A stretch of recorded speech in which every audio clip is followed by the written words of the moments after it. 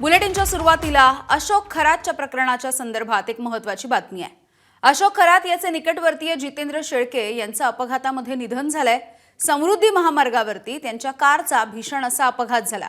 संभाजीनगरवरून शिर्डीकडे जात असताना धोत्रे गावाजवळ हा भीषण अपघात झालाय, ज्यामध्ये जितेंद्र शेळके आणि त्यांची पत्नी अनुराधा शेळके या दोघांचा मृत्यू झालाय। उभ्या असणाऱ्या कंटेनरला शेळकेंच्या कारनं पाठीमागून जोरदार धडक दिली।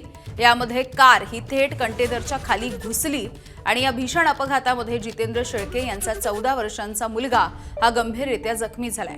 खरातच्या शिवनिका ट्रस्टचे जितेंद्र शेळके हे उपाध्यक्ष देखील राहिले आहेत। शेळकेंच्या लॉन्समध्ये खरातची भागीदारी आहे। दरम्यान खरातला अटक झाल्यापासून शेळके हे काहीसे तणावात गेले होते।